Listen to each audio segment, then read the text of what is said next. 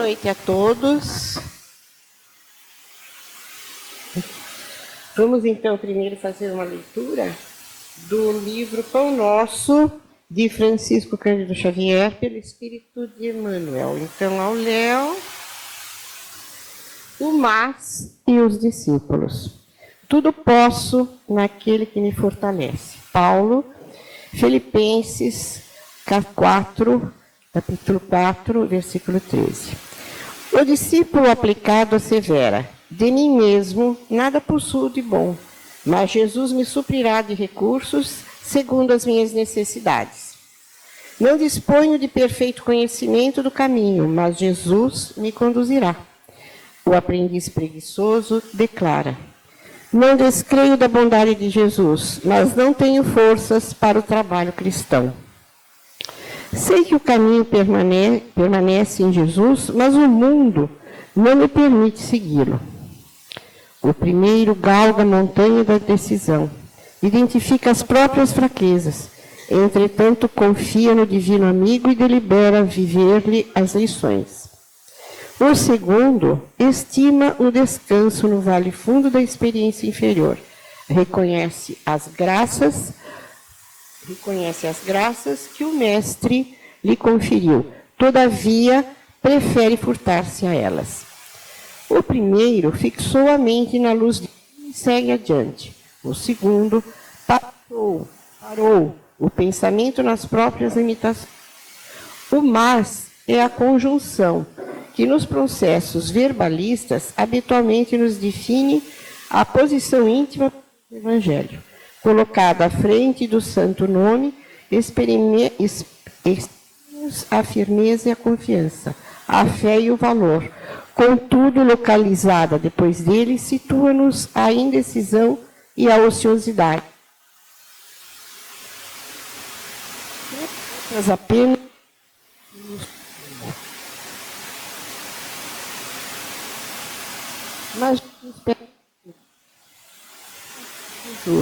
mas não posso fazê-lo.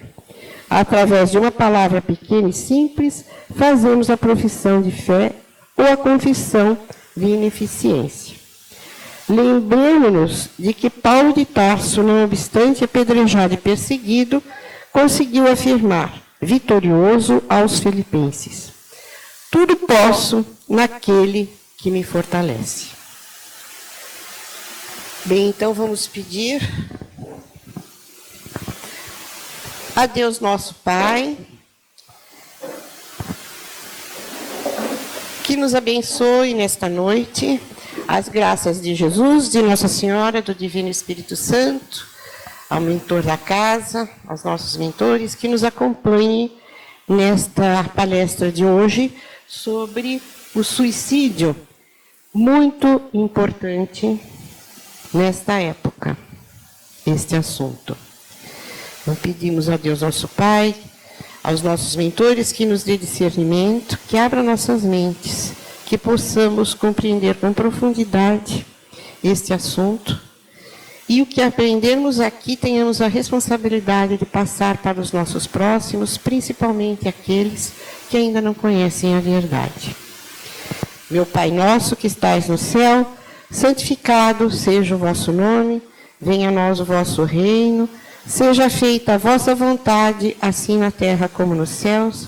O pão nosso de cada dia nos dai hoje, e perdoai as nossas ofensas, assim como devemos perdoar a dos nossos ofensores, e não nos deixeis cair em tentações, e livrai-nos de todos os males. Que assim seja. Boa noite a todos. Não só a prece da Vera, mas a mensagem do Emmanuel nos traz uma lição, né, Vera? Como sempre, que a gente deve sempre pensar: se eu for esperar para ser melhor, eu não começo nunca. Essa é a essência da prece e da mensagem, para nós refletirmos. Não pode servir de desculpa, mas nós sabemos que precisamos seguir, né, nos caminhos da espiritualidade. Nós vamos passar para o nosso palestrante da noite, nosso convidado. Bom, nós temos hoje pelo terceiro ano já, né, Fábio? Terceiro ano, né? Como passa rápido, né? O Fábio Dionise, falar um pouquinho sobre ele. Ele não gosta muito de falar. Engenheiro químico, né, espírita desde 88, pesquisador, palestrante, e que vem há alguns anos dedicando aí ao fortalecimento do trabalho espírita na área editorial, com a editora Dionise, voltada, tem livro técnico, mas o veio principal, né, Fábio, é a literatura espírita, e já lançou aí 20? 32 com os técnicos, com os técnicos. Livros, então, em que há essa difusão doutrinária, né? O Fábio tem uma atividade muito particular no movimento espírita na cidade de Ribeirão Pires, onde mora, em São Paulo, onde ele preside uma casa chamada Recanto de Luz, irmã Sheila, é isso? E onde lá está um médium, já há muitos anos, o médium Edson Barbosa, um médium de curas, com um trabalho voltado a essa área somática, curativa, terapêutica, né? E com resultados, curas sem corte, né, Fábio? Com resultados assim impressionantes, orientados pelo nobre espírito da nossa irmã Sheila. Inclusive foi o tema do Fábio aqui no ano passado, né? Então, o Fábio preside essa casa e nas horas de folga ele descansa carregando pedra, porque ele aproveita as horas de folga para viajar doutrinariamente fazendo a difusão espírita, né? Carrego livros. Então, essa atividade lá com a irmã Sheila, com o Edson, dão essa possibilidade do Fábio levar a mensagem espírita também, com o conhecimento do que é desempenhado lá. O nosso desejo, muito sincero, Fábio, é de futuramente a gente poder desenvolver, talvez parceria com a Vera, que está aqui com o pessoal do União e Caridade, de outras casas, desenvolver uma excursão a Ribeirão Pires, para nós acompanharmos uma atividade de cura do Edson Barbosa lá, né? Que são quantas mil pessoas atendidas? Mais de 1 milhão de pessoas atendidas. Então, trabalho anônimo, discreto, que agora com a internet que ficou mais conhecido, né, Fábio? Porque o Edson é bem discreto, né? É um senhor bem...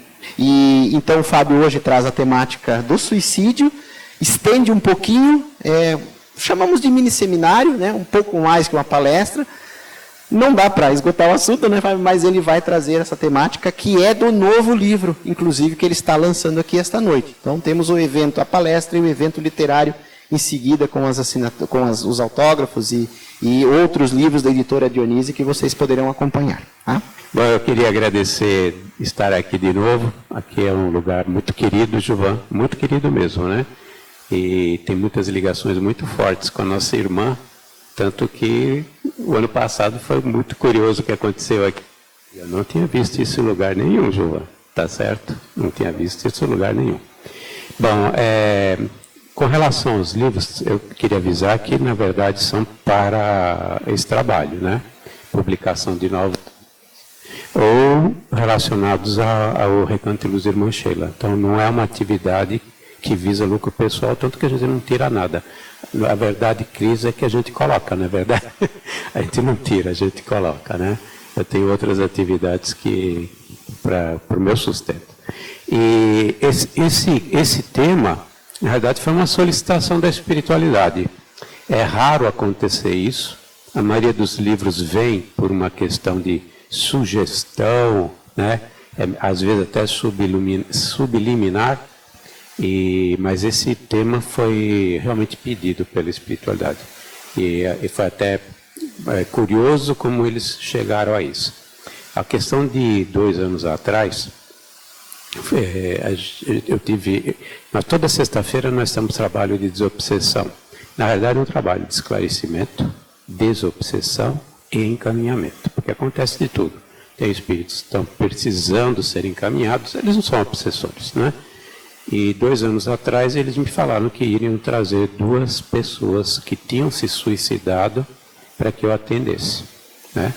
E até eu achei, como todo espírita que estuda, falei como é que eles estão em condições, né, de atender. Mas depois, estudando, eu entendi que realmente existem atenuantes, existem muitas atenuantes. E a primeira pessoa que me trouxeram foi uma garota. E eu vi que era adolescente. Ela tinha 17 anos, porque eu perguntei, eu nunca faço isso. Eu nunca pergunto nomes, não dou o meu nome e também não fico perguntando a idade de ninguém. Mas aquilo me chocou tanto que eu perguntei, mas que idade você tinha, né? E ela falou que tinha 17 anos. Eu não estava preocupado em esclarecer nada, porque ela já estava em atendimento. Eu percebi que, na realidade, eles queriam que eu falasse com ela para mim, por algum motivo, né? E aí eu comecei a falar como se estivesse falando com uma menina, com a filha, né? E assim por diante, né? E eu falei, mas o que é que aconteceu? Por que chegar a um ato tão extremo, né? Não sei há quanto tempo ela estava em tratamento, não sei quanto tempo levou para ela poder se comunicar, também não fiquei perguntando.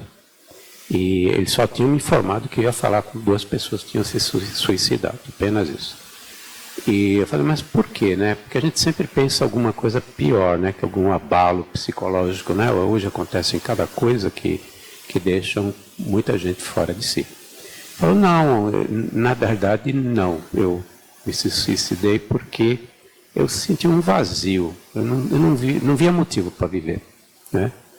Não via motivo nenhum. Como é que uma garota de 17 anos, né? Não tem motivo. E eu perguntei, mas e com relação aos seus pais? Meus pais, 2 médicos de São Paulo, capital, não tratavam ela de forma má, em absoluto. Mas ignoravam.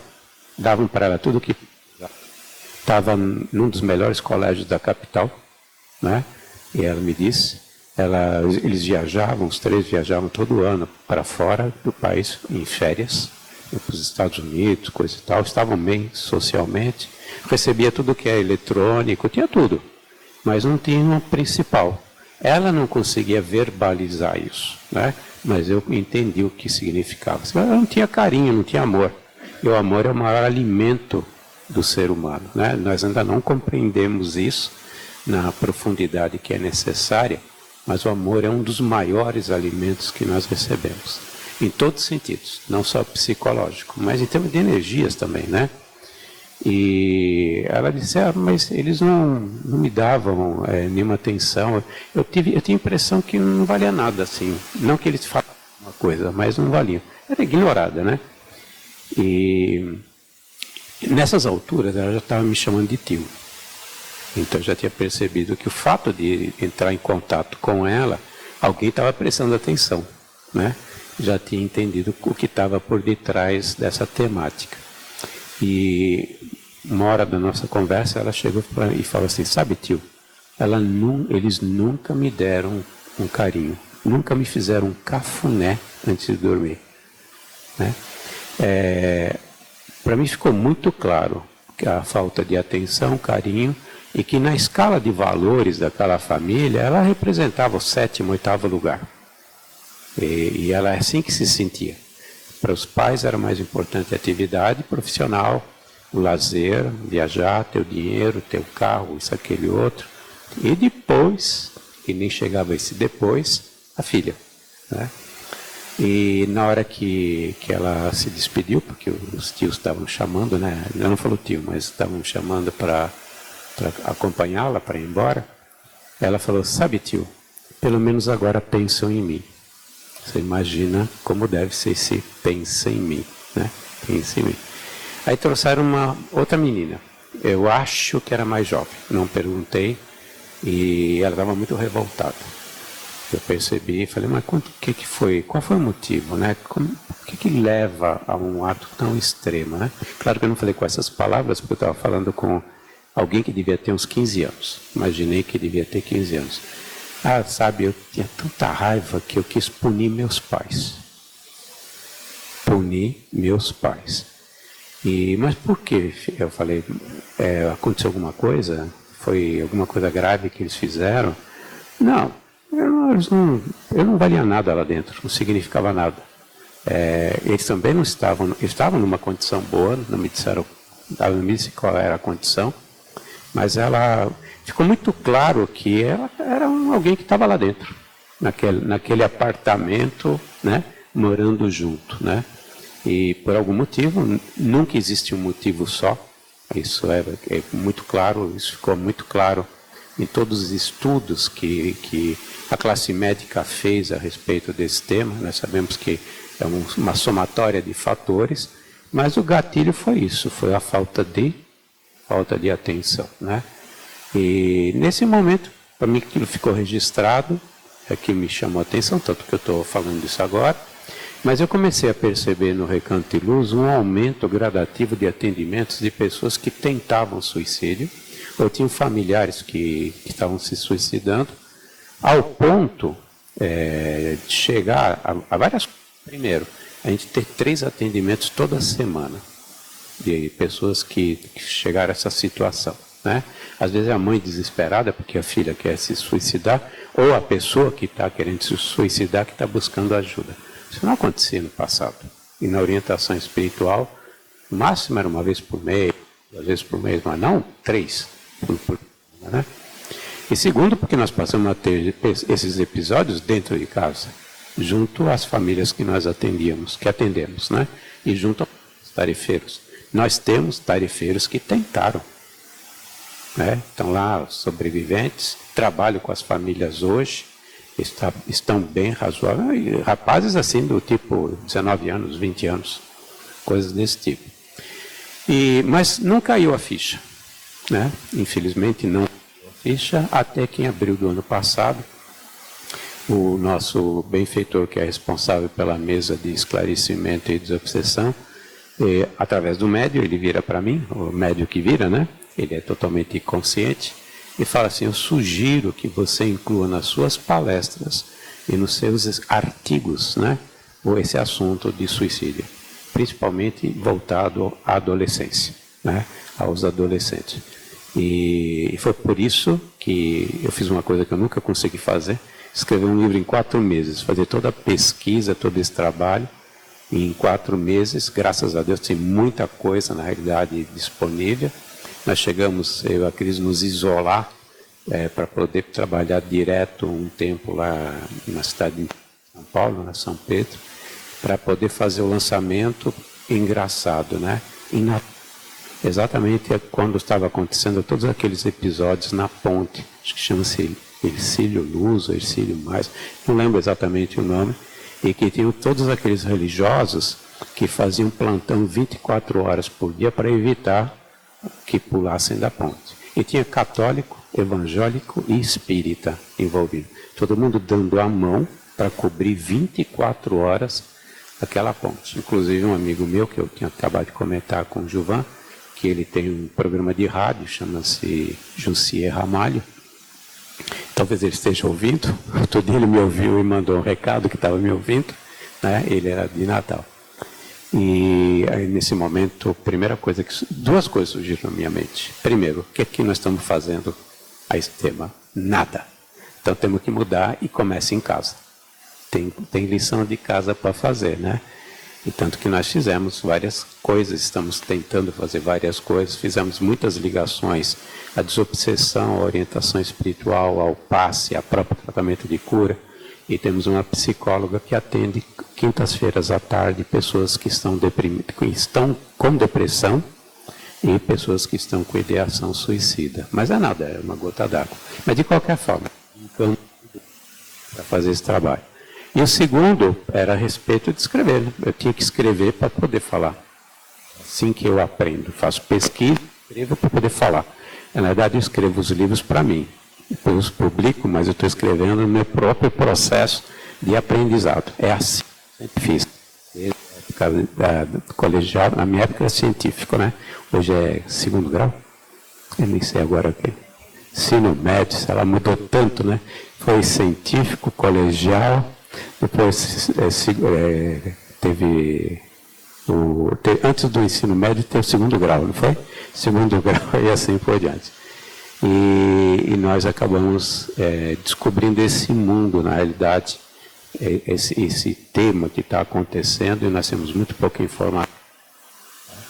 Então, tudo isso faz com que, esse é o motivo pelo qual eu estou falando sobre esse tema aqui. Um tema complicado, já me aconteceu 2 vezes em 2 casas, uma delas pedi para não fazer esse tema, que eles falam que tema de suicídio não é coisa de centro espírita. Está redondamente enganado, né? Redondamente enganado, totalmente enganado. Se alguém pode ajudar e muito, é exatamente a instituição espírita. E segundo, que teve uma senhora que pediu que eu não fizesse, porque como ia ter muitas mães participando da palestra, então não era um tema bacana para falar na palestra, né? Então tá bom, tudo bem. Cada um, né? A cada um segundo suas obras, não é assim que se fala.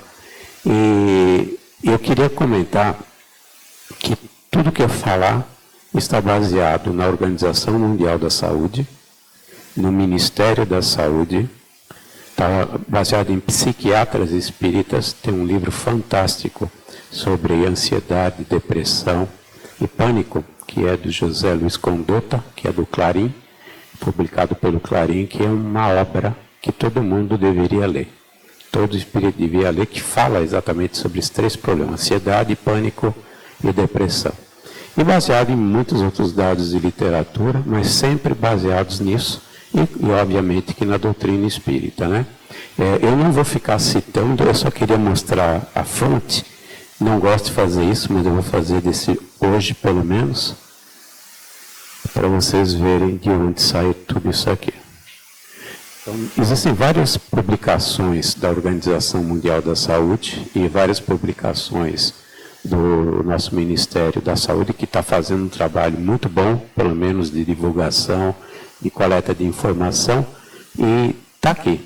E depois uma série de livros. Eu não vou citá-los, mas eu queria mostrar, né? Uma série de livros, muitos deles estão relacionados, por exemplo, a Joana de Ângeles, que ela tem a série psicológica, né? Alguns casos comentados pelo irmão X, Instante da Vida. Eu não vou fazer esse comentário aqui porque não dá tempo, né? E aqueles livros que eu tinha comentado. E o Jaider Rodrigues de Paula, não é de Paula, é de Paula, que fez um trabalho de décadas a respeito de depressão, e ele é um psiquiatra que trabalha nessa área. Tem 2 ou 3 livros publicados.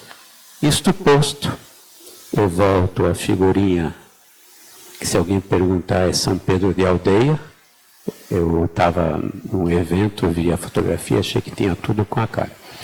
Bom, o que nós sabemos a respeito do suicídio, apesar que isso está começando a surgir, é a ponta do iceberg. Isso nas palavras da própria Organização Mundial da Saúde e do Ministério da Saúde. Por que a ponta do iceberg? Quando nós relacionamos a coleta de dados que essas organizações dispõem, a gente percebe a fragilidade da informação, né? A OMS ela já faz o trabalho não só de coleta, ou seja, de estatística, mas ela estuda o porquê do assunto já há algumas décadas. Vamos dizer que são uns 30 anos, mais intensamente nos últimos 20 anos, né? E já tem várias coisas que eles publicaram, inclusive para ajudar o pessoal da saúde, como lidar com o assunto, e o pessoal da mídia, como lidar com o assunto, né? Que era, tá bom. Que se fala. Exatamente. Tanto que eles estudaram um mito. Estudaram vários mitos. Um deles é exatamente, não se fala sobre isso, porque isso pode encorajar alguém a se suicidar, né? Mas eles são contrários e eles mostraram isso por estudo que está totalmente errado, e eles se baseiam num princípio que é muito simples. Prevenção se faz com o quê? Com informação. Como é que nós lidamos com o coronavírus, como é que nós lidamos com todos esses problemas que a gente tem, se não tem dados disponíveis, né? A mídia ainda faz muito pouco em termos de comunicação, muito pouco mesmo. Mas o que eles dizem, e estão corretos, isso vale para qualquer coisa, tem que ter responsabilidade no que você fala. Você começar a enaltecer um personagem famoso que se suicidou, eu estou, sim, ajudando as pessoas a fazerem uma ligação por ressonância com esse personagem, já que para eles a vida é um vazio existencial, pelo menos vão morrer igual a alguém que é famoso, né? Isso aconteceu com a Marilyn Monroe, né? Nós não sabemos se foi realmente suicídio ou não, né? Imaginamos que seja. Ela tomou um excesso de barbitúricos e nos meses seguintes várias mulheres, mas foram centenas de mulheres que fizeram a mesma coisa nos Estados Unidos e se suicidaram. Condições semelhantes, né? E assim vai. Então tem que se falar com critério, com responsabilidade. Não se enaltecer a pessoa, não falar sobre método que nós estamos ensinando as pessoas a fazer, né? A melhor maneira é fazer da seguinte forma. Totalmente errado isso. Totalmente errado, né? Não se deve falar sobre métodos, então a gente não fala, mas que tem que ter informação, tem que ter, porque senão a gente não vai chegar a lugar nenhum e as coisas estão piorando, né? Então, isso é um dos mitos e é um dos tabus também. Por exemplo, dentro das casas espíritas, muitas casas não querem falar sobre esse assunto. Eu fiz questão de mostrar 2 exemplos que aconteceram comigo, mas a gente sabe disso pelos outros palestrantes que acabam fazendo palestras a esse respeito. Tem casas que eles não querem nem ouvir falar. Tem o próprio estigma do assunto dentro das famílias, nas pessoas que viveram esses casos, né? E que são extremamente influenciáveis, né? Mas voltando, por que eu disse que nós conhecemos a ponta do iceberg? Porque lá no relatório de 2014, a OMS solta informação que 804 mil pessoas se suicidaram no planeta naquele ano. 2012, que eles se suicidaram, e 2014 que eles publicaram. Mas que 16 milhões tentaram. Se a gente falar assim, 804 numa população de 7,6, 7,7 bilhões, parece pouco.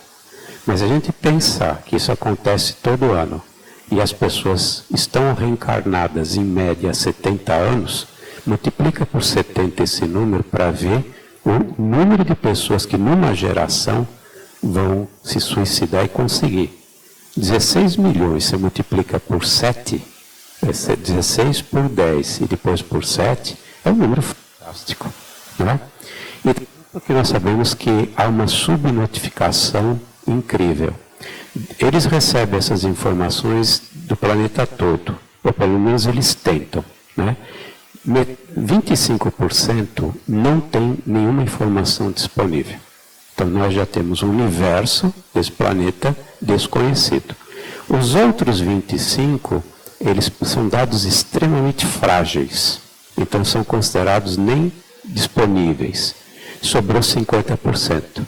25% faz por amostragem.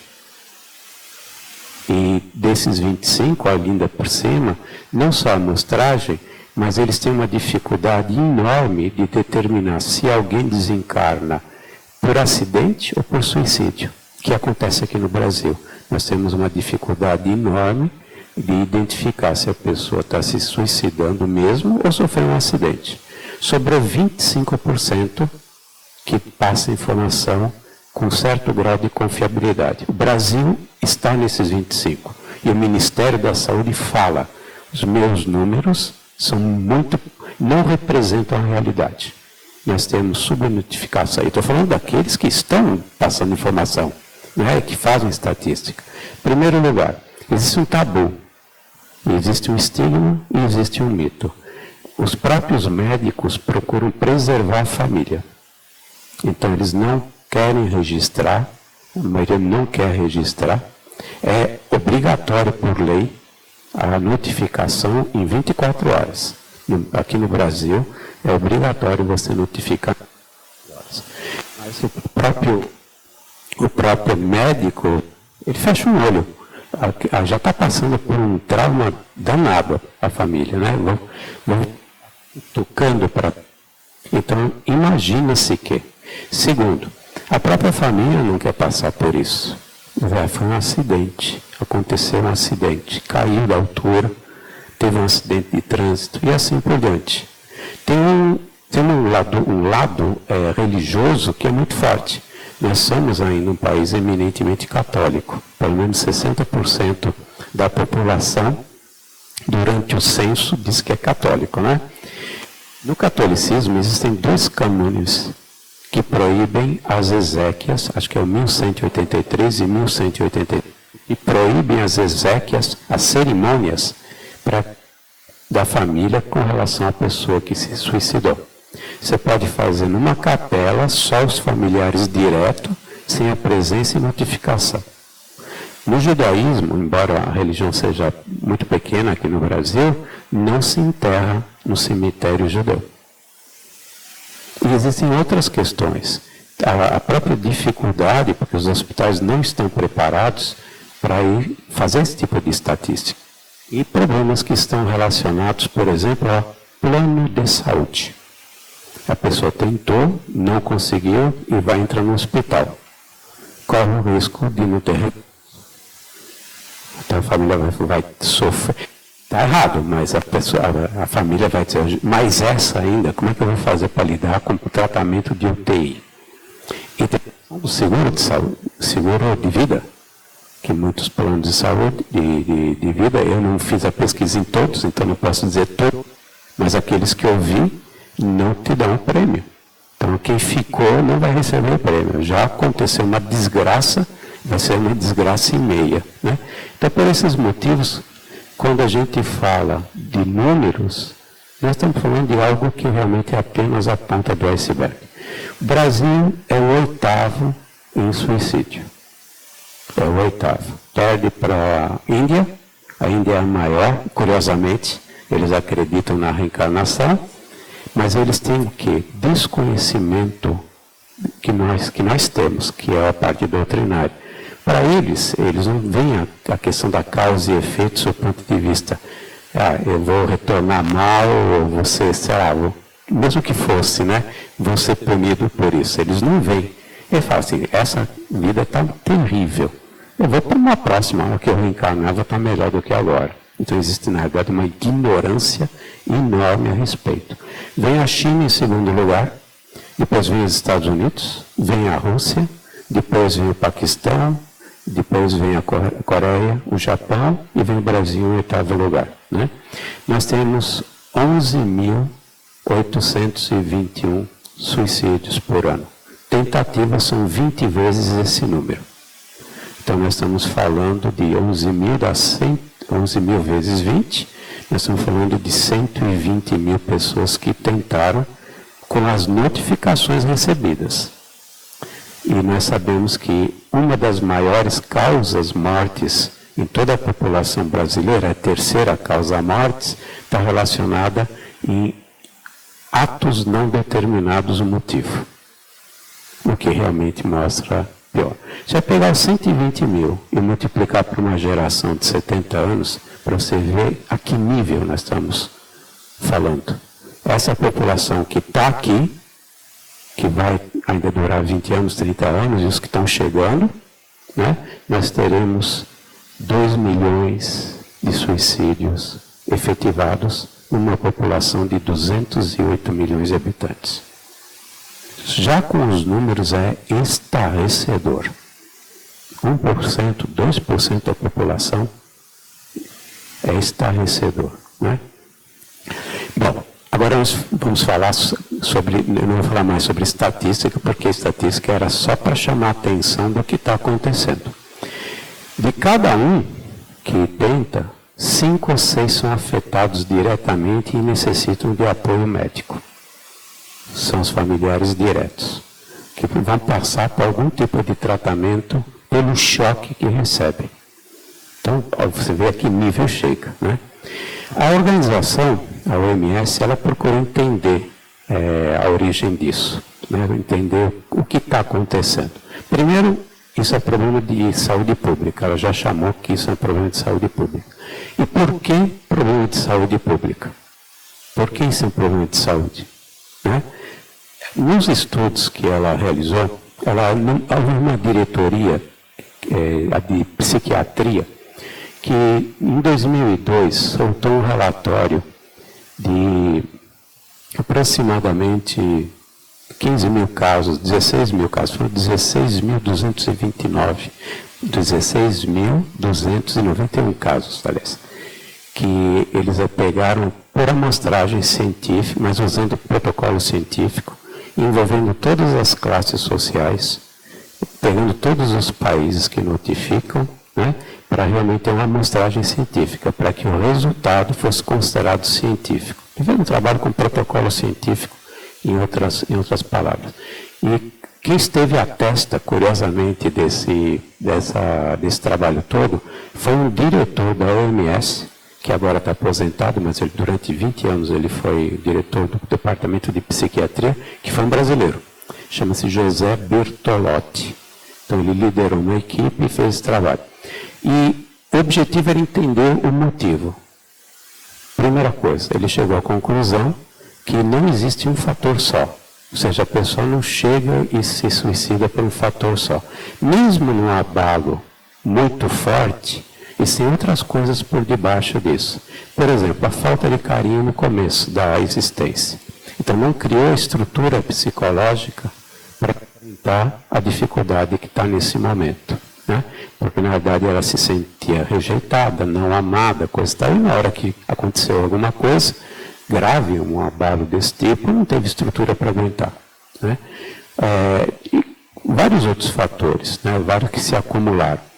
Mas o fator principal que determinou esses 16.629 casos em que se suicidou, ele dividiu em duas classes. 10% que fizeram isso fria e calculadamente, por motivos que eles não identificaram, mas que a gente pode dizer do tipo filosóficos, não acredita em nada, sabe, legal, porque eu tenho que continuar. Ceticismo, materialismo e ceticismo completo. Os outros 90%, estou falando 90%, ligado, fator principal, transtorno de ordem mental, diagnosticável e tratável. Quando ele fala diagnosticável e tratável em 90%, olha o mundo de pessoas que poderiam ter sido salvas se tivesse, na verdade, a identificação desse transtorno de ordem mental e que fossem tratadas corretamente. Quando eu falo transtorno de ordem mental, a primeira coisa que surgiu na mente quando eu li essa estatística, deve ser esquizofrênico, né? Coisa desse tipo, né? Pessoas que têm compulsão obsessiva, coisas muito graves. Não. A depressão é um transtorno de ordem mental chamado transtorno de ordem de humor, né? Transtorno de humor. Então nós estamos falando de algo que é muito comum. Né? Nós sabemos, de acordo com a OMS, que nesse momento 25% da população mundial terá depressão durante a sua vida. De cada 10 pessoas, 4 terão depressão. Quando a gente fala de depressão, não estamos falando de estado depressivo, não. Nós estamos falando de pessoas que estão com depressão severa e têm a depressão patológica, que a gente chama psicótica, que ela perde o contato com a realidade. A depressão, no fundo, nada mais é do que uma tristeza muito profunda e muito longa, como se fosse uma tristeza. Mas até aí, né, fica como depressão. A partir do momento que entram efeitos bioquímicos, entram efeitos de você não ter como sair dessa situação, né, aí passa a ser doente. Estado depressivo típico é o ninho vazio. A mãe que a filha casa, vai morar em outro estado, vai ficar alguns meses em depressão, pela falta de contato com a filha, mas isso passa. Outro é o luto, que por sinal é muito adequado que aconteça um período de luto, que é um processo evolutivo do ser humano. E é uma maneira de você trabalhar conteúdos seus, psicológicos. Mas isso não pode ser para sempre. Tem que durar alguns meses, pode durar um ano, tem casos que pode durar um ano. Mas isso é um estado de depressão. E todos nós passamos por estados de depressão. Todos. Mas isso não é doença. Agora, no momento em que se torna uma depressão severa, com fatores bioquímicos envolvidos, como, por exemplo, a produção de hormônios é afetada, a produção dos materiais químicos que são necessários para as transmissões neurais são afetados. isso passa a ser doença. Por isso que a depressão é um problema de saúde pública. E quando você tem 90% dos transtornos de ordem mental responsáveis por 90% das tentativas e suicídios, isso é problema de saúde. Por que problema de saúde também? Quem está em depressão severa, ele não está fazendo firula, como diria o pessoal lá do norte, lá do Natal, né, do Nordeste. Ele realmente tem uma depressão química. Ele não consegue ter a rapidez de movimentos, os reflexos, a vontade de viver. Porque essa produção de substâncias cai e as velocidades que ocorrem as informações, a produção de informações, ela é muito lenta. Inclusive a produção de hormônios, inclusive, não é só a parte do cérebro, a parte de produção de hormônios. Tanto que está relacionado, inclusive, com o fígado. Né? E ela não tem condições de se levantar e fazer alguma coisa. Então, ela não é uma pessoa que está lá fazendo charminho para ter atenção. É uma pessoa que está doente e precisa do quê? Tratamento químico. É por isso que a recomendação da OMS é psiquiatra. Procure um psiquiatra. Você precisa restabelecer a bioquímica cerebral. Porque assim você tem uma qualidade de saúde que permite você fazer os enfrentamentos necessários para entender as causas. Segunda recomendação, tanto da OMS como do Ministério da Saúde, é você procurar um psicólogo. Porque o psicólogo é quem vai cutucar. Agora, nós sabemos, como espíritas, que boa parte das depressões, eu diria que a maioria das depressões, vem de outras reencarnações. Quem ensina isso é Joana de Ângeles. No Receitas de Paz, que faz parte da coleção psicológica da Joana, ela diz o seguinte, ela está se referindo aos que trazem. A maioria das depressões, das pessoas que estão passando por depressão mesmo como doença, a maioria, excetuando-se os casos que foram abalos psicológicos dessa reencarnação, com exceção dos abalos psicológicos, todas são de um espírito que está reencarnando com uma alta dose de culpa e não quer fazer o enfrentamento de se reharmonizar com a vida. Ela, na realidade, se pegar o livro, ela diz o seguinte, todas, como nós sabemos que existem abalos que são provocados aqui, abalos, sei lá, abuso sexual de uma criança, né? Ou então coisas muito mais graves, a pessoa perde metade da família num acidente automobilístico, isso é um abalo muito forte. A pessoa realmente, se ela for frágil, talvez ela não aguente, né? Ou ela não consiga enfrentar isso e vai entrar em depressão. Mas ela diz que é o espírito doente da alma, com alta dose de culpa, reencarnando e não quer fazer o enfrentamento necessário para se reharmonizar com as leis divinas. Por exemplo, se reharmonizar com pessoas. Por exemplo, realizar as tarefas que ela veio, no caso mediúnicas, por exemplo, por seus resgates, a sua reharmonização. Então ela não quer enfrentar, né?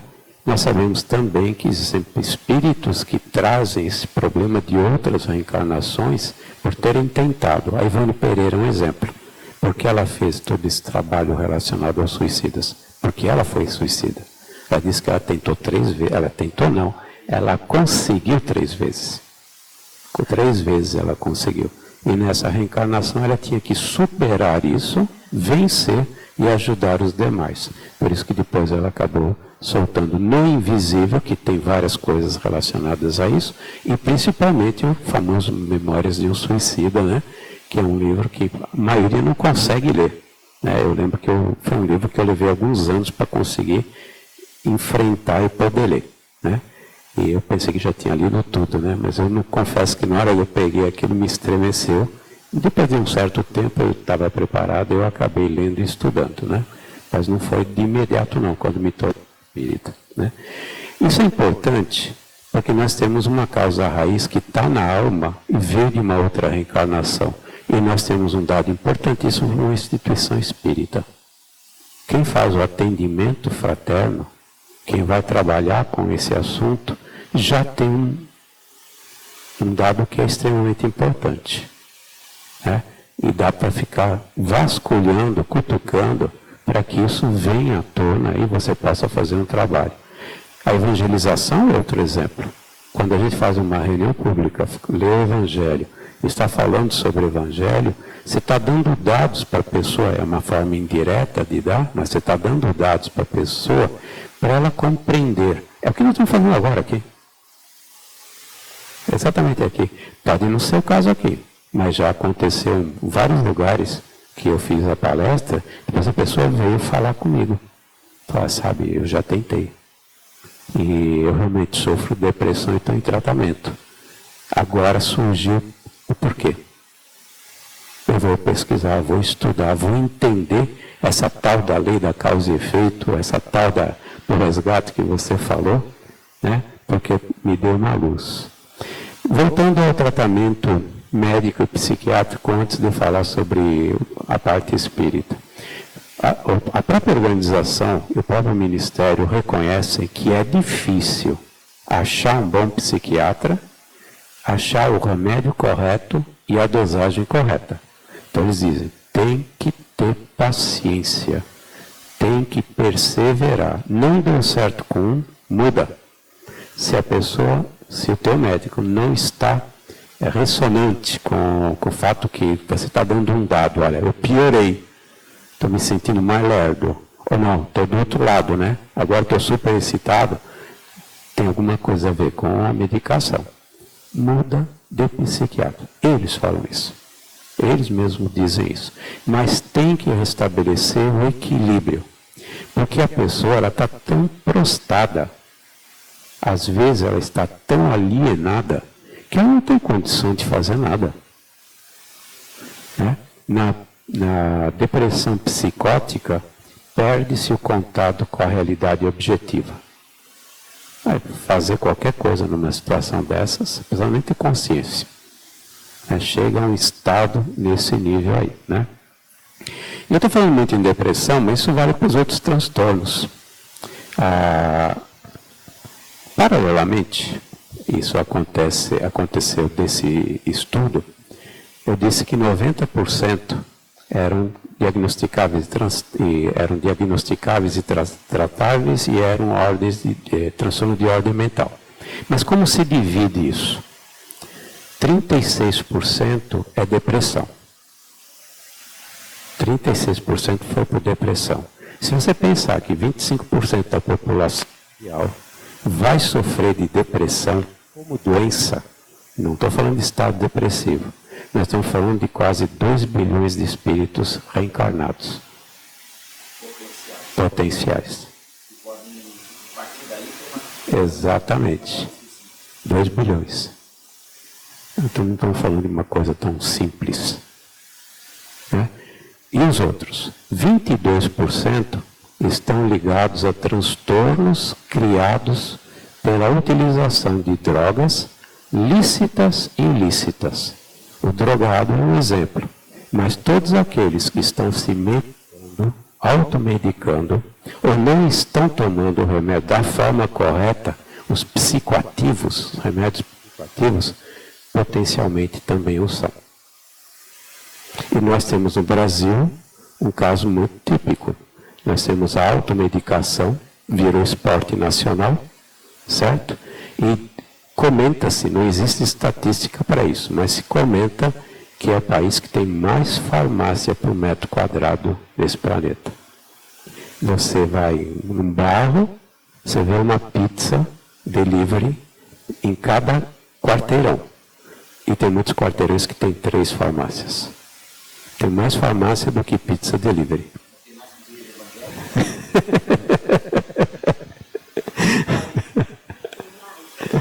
Eu acho que tem mais hoje, viu? Mas é difícil a competição, viu, Gilvan? Essa é uma competição difícil, tá? Prefere uma competição difícil. Mas, de qualquer forma. Então, o que está acontecendo? A automedicação é altíssima. E, apesar da lei, apesar de tudo, né, o acesso a esses remédios é muito grande e o uso não está sendo feito de forma correta. Isso gera transtornos e isso gera a potencialidade. Aí o vizinho, olha, Giovan, eu tomei Rivotril, né? E é excelente, tá? Eu aconselho você a tomar. Aí você vai lá e toma. Você já não vai pagar o médico, porque é caríssimo, certo? Então é mais fácil pegar que já passou por isso, está passando e está se automedicando. E tem aqueles que tomam 2 por dia. Hoje nós temos casos de pessoas que estão tomando o dobro da dose do que deve. Tem competição, o pessoal fala que tem competição. E os demais casos? Nós temos 11% que estão relacionados com transtornos de ordem de personalidade. Até aqui nós não estamos falando de doido. Nós estamos falando do que acontece na nossa esquina, do nosso lado. O que é transtorno de personalidade? Bipolar, borderline, esses são os mais graves. Agora vem com os mais simples. Narcisismo, o cara que tem, eu chamo de síndrome antissocial, né? É um transtorno de ordem social. A pessoa não quer se relacionar com ninguém. Não gosta de gente e assim por diante. Estamos falando de pessoas com toque. Quem aqui não tem toque? Eu posso contar 3 meus, certo? Podem não ser graves, não notáveis, mas todo mundo tem algum toque, né? Então, o toque em si provavelmente não vai levar a isso, né? Mas são exemplos de transtorno de ordem de personalidade. Aí vem um que é grave. São 10% de esquizofrenia. Esquizofrenia é complicadíssimo. Complicadíssimo. Às vezes você tem que dopar. A única forma é dopar. E temos depois 6% que completa aí esses 90% praticamente, que são outros transtornos, né, que eles chamam de transtornos mais simples, né? Mas são outros transtornos também. Então, em primeiro lugar, o que fica para nós, agora nós, como pessoas? Nós podemos ajudar, mesmo não sendo psiquiatras, não sendo psicólogos, nós temos a obrigação de ajudar. Primeiro porque Jesus deixou isso muito claro para nós.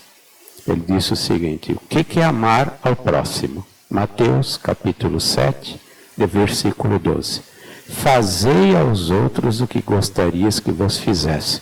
E ainda completou, aí está toda a lei e os profetas. Ele já fechou. Se você está com um problema e você não consegue sair dele, espera que alguém te ajude, não espera? Porque você, é óbvio que você quer ajuda. Então, fazei aos outros o que gostarias que vos fizesse. Então, nós temos obrigação de agir. Agir como? Eu não sou psiquiatra, não sou psicólogo. Né? Se eu fosse psicólogo, Paulo, né? Se eu fosse psicólogo e psiquiatra, eu faria. Mas eu não sou psiquiatra e nem psicólogo. Nós temos apenas que fazer, primeiro, observar. Se é uma tristeza longa, no caso da depressão, longa e profunda, passa uma semana, não acontece nada. Passa um mês, não acontece nada. Está 6 meses, não quer levantar, não quer abrir a porta,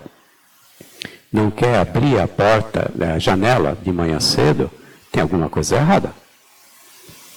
Se isso está acontecendo e a pessoa, por um problema bioquímico, não tem condições de ir sozinho, ela não vai sair da cama e vai para um psiquiatra. Não vai. Ela não tem condições químicas para fazer isso. Né? Você tem que fazer isso. Você tem que levar essa pessoa ao psiquiatra. Isso é o que o cristão faria, seguindo a lei que Jesus deu, né, que ele deixou. Né? Fazer aos outros o que queres que vos fizesse. Isso contém toda a lei e os profetas. E, em segundo lugar, incentivá-lo aí ao psicólogo para os enfrentamentos. Nós espíritas temos uma outra vantagem. Nós sabemos que o psicólogo que não é espírita, ele não vai lidar com vidas passadas. Se o problema for um transtorno gerado nessa existência, ele lida. Um bom psicólogo tem condições de te ajudar num transtorno que foi gerado por um abalo psicológico nessa vida. Se for espírita, mas não aquele que diz que é espírita, mas não mistura espiritismo com psicologia, porque eu conheço muitos que são espíritas, mas não misturam. Olha a frase. Não, eu não misturo espiritismo com psicologia, né? Ele que devia procurar um psicólogo, ou ela. Ela vai correr atrás do que está acontecendo em outra reencarnação. E hoje, eu estou numa instituição espírita, eu sigo o cara, mas eu vou ser bem claro, quem tem condições de ajudar muito a esse aspecto são esse pessoal que está fazendo psicoterapia reencarnacionista. Quer a gente goste ou não desse assunto, que isso não faz parte da pureza doutrinária e aquilo tudo, a verdade é que eles estão fazendo um trabalho fantástico de ficar aonde está o problema na persona daquela reencarnação e os resultados são fantásticos. Alguns são espíritas e outros não. Nós temos hoje a Associação Brasileira de Psicoterapia Reencarnacionista, que fica em Porto Alegre, né? E tem psicoterapeutas pelo planeta todo, pelo Brasil inteiro, né? Que estão fazendo um trabalho muito interessante a esse respeito. Nós temos que vasculhar, na realidade, onde foi que isso aconteceu. Mas eu não tenho isso, não acho isso. Eu vou fazer o quê? Pelo menos eu vou utilizar aquilo que o Espiritismo tem como arsenal. Vamos lá. A pessoa que está com transtorno de ordem mental, qualquer que seja, qual é a primeira coisa que vai acontecer com frequência vibratória? Desce. Quando a frequência vibratória cai, o que acontece com a psicoesfera dessa pessoa? Tudo energia ruim vem junto, por uma questão de afinidade. Estou falando de física. E vem os espíritos que estão doentes também. E vem os obsessores. E vem os engraçadinhos que querem se aproveitar. Certo? Então, se a pessoa, na realidade, está com uma sobrepressão por fatores externos que estão piorando o quadro. O fato de tomar defesa já está criando uma retirada, uma defesa, uma retirada dessa pressão. Certo? Tudo bem, vai durar um dia, vai durar, sei lá, algumas horas, mas durante aquelas horas ela recobrou pelo menos parte da sua qualidade de vida, se a gente puder chamar disso. E esses espíritos que estão em volta vão ser tratados. Eu vou dar um exemplo, pegando exatamente a questão do uso de drogas ilícitas. A pessoa está alcoolizada. Vai ao centro e vai tomar um passe. Chegando lá, pode ser que ela não receba uma direta do passe positiva pela condição vibratória dela.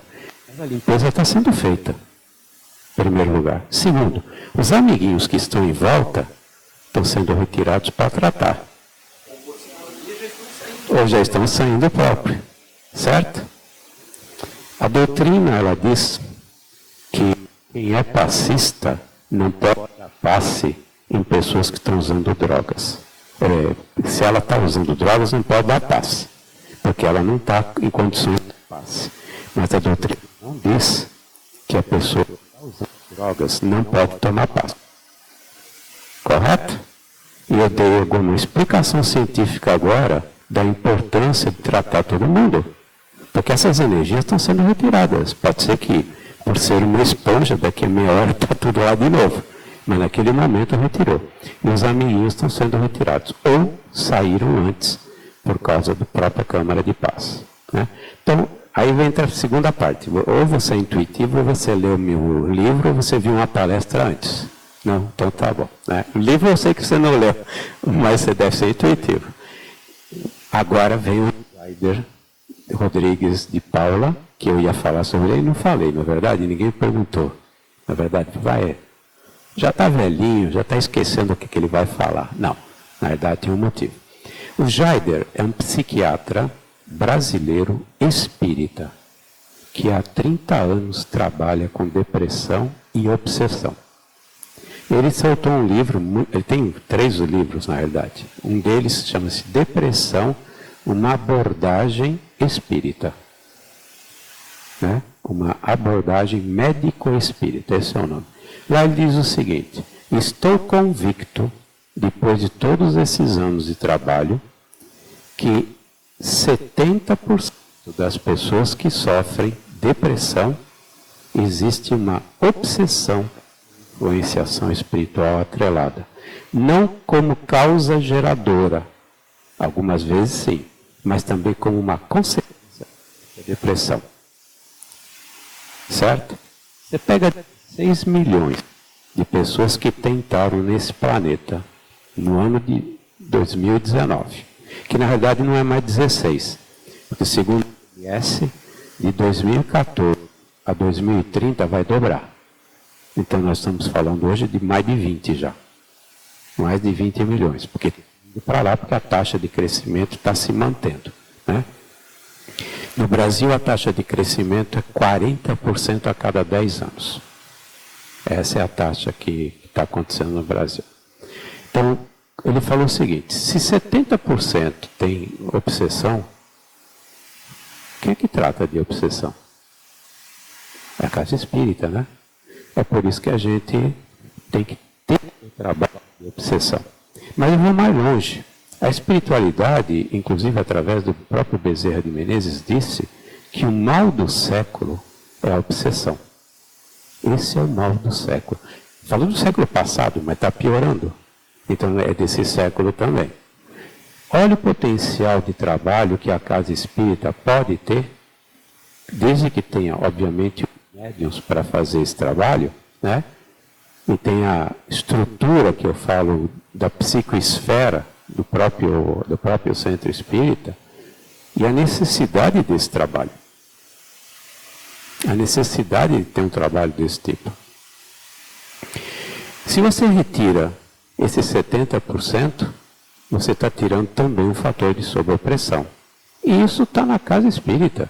Nós sabemos que o exorcismo não ajuda praticamente em nada dentro do catolicismo. Eles tentam. Praticamente não tem nenhum resultado positivo.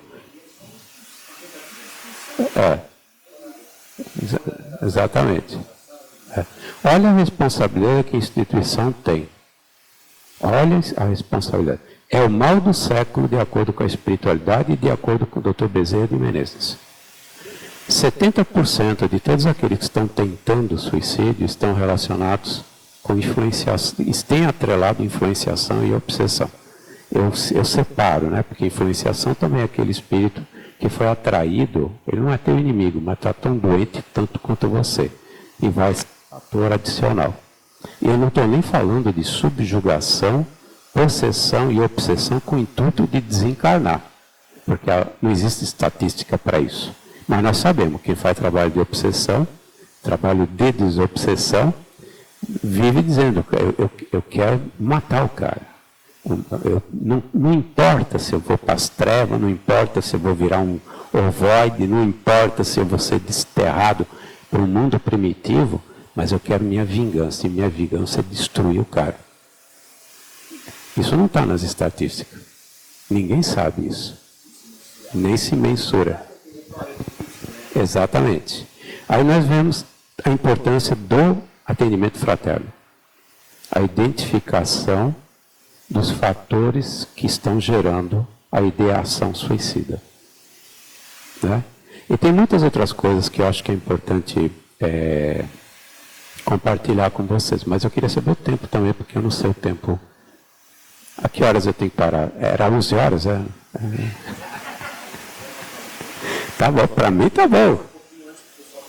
Tá, exatamente. Então eu te agradeço. No tratamento de cura do Recanto Luz e Machel, isso acontece em todos os tratamentos que são feitos pelo Brasil, é muito centro espírita que faz tratamento, mas é muito mesmo. Tratamentos de cura na grande São Paulo tem pelo menos 150 centros espíritas fazendo tratamento de cura. Pode não ter um médium como o Edson, mas tem médiums, tem as macas, tem algum tipo de tratamento de cura. É muito grande hoje, né? Pelo menos que tem e tem a boa intenção. E tem a espiritualidade lá. Se o médium não tem a capacidade de ser um bom instrumento, no sentido de ele não ter esses recursos físicos, tem a espiritualidade. Porque se não funcionasse, se dependesse apenas de médium, como ficaria a população desse planeta? Órfão. Deus é pai de todo mundo, certo? Ocorre cura em sinagoga, cura em casa, a distância, e a distância os resultados são tão bons quanto dentro de um centro espírita. Depende da pessoa, depende da necessidade reencarnatória, não é só mérito não, também depende da reencarnação. Nós temos 20% dos casos nossos, tudo é à distância. A pessoa entra no site, faz a pedido e recebe depois a orientação. E os resultados são idênticos. Tanto que eles fazem cirurgias em casa, eles falam assim, ó, toda sexta-feira estarei na sua casa para colocar fluidos, remédios na tua água. Vai tomando água, né? Vai tomando água. Mas, retornando, nessas reuniões de cura, são retirados de 6 a 7 ovoides no Sheila. Ovoide como causa da enfermidade, que são os geradores da enfermidade. A pessoa está deprimida, espiritualmente falando, a psicoesfera está com frequência extremamente baixa, conseguem colocar os ovoides e esses ovoides geram doenças. Olha que outra coisa que acontece, por exemplo, aonde? Aqui é a câmara de passe. Olha aí, na câmara de passe. Está lá dando passe e está sendo tratado. Está sendo retirados os ovoides. São retirados de 7 a 8 obsessores também. Toda a cura. Não. Não precisa estar nesse estado. A pessoa está extremamente apática, doente, mas ela não está subjugada, não. Não chegou à subjugação. Né? Tem pessoas que você tem a impressão que elas estão normais. E elas se sentem assim, elas se sentem mal, assim, estão se sentindo mal, deprimidas, coisa e tal. Mas elas ainda mantêm controle do que fazem. Controle do que fazem. Elas gerenciam sua vida. Né? Então, olha quanta coisa pode ser feita dentro da casa espírita. Vamos à evangelização. Eu queria falar um pouquinho sobre crianças. Né? No planeta, a OMS chegou à seguinte conclusão estatística. A segunda maior causa de mortes na faixa etária de 15 a 29 anos é o suicídio. Segunda maior causa de mortes nesse planeta de jovens de 14 a 29 anos. Só perde para acidentes de transporte. Brasil, terceira maior causa. Só perde para violência, que nós chamamos de concurso, e perde para acidentes de trânsito. Porém, se você juntar a quarta maior causa desses jovens, que são causas indeterminadas, quedas, afogamentos, acidentes de trânsito, acidentes com armas, passa a ser a primeira causa. Ou talvez a segunda. Se você analisar os dados das estatísticas da OMS, pela progressão que está acontecendo, o aumento nessa classe de jovens, nós vamos superar e se tornar em primeiro lugar em poucos anos, como sendo a maior causa dos jovens. Então, olha a que nível nós encontramos. Dados estatísticos, de novo. Tem criança de 5 anos se suicidando no Brasil. Crianças de 5 anos. Na faixa etária de 10 a 14, vou começar. A taxa média de crescimento no Brasil de suicídio é 40% a cada 10 anos. Alarmante, segundo a OMS. Na faixa de 10 a 14 anos, é 65%. 65. O pedido que eles que fizeram para mim foi falar sobre adolescentes, crianças, adolescentes. Dá para entender por quê. Né? Quando me pediram isso, por dois motivos eu fiz uma pergunta de volta. Né? Primeiro, eu queria realmente saber a opinião que eles tinham a respeito do que estava acontecendo. Segundo, porque eu sabia que minha ignorância era tão grande, e eles estavam ali, eu podia perguntar para eles, certo? Perguntei para o benfeitor. Segundo a visão da espiritualidade, qual é a maior causa desse incremento de suicídio entre adolescentes? A resposta foi curta e grossa. Grossa no bom sentido, que foi curta, né? O problema está na família.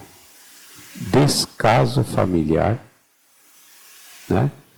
Excesso de uso eletrônicos. Está se usando eletrônico para tapar a boca da criança, para não atrapalhar a epidemia.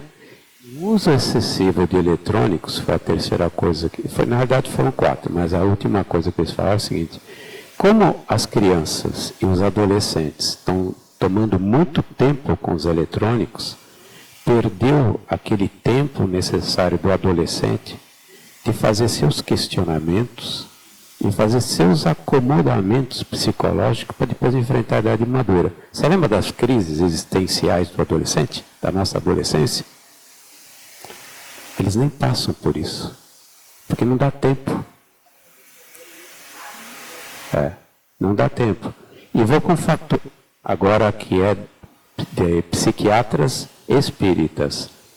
O homem não foi feito para viver no mundo virtual.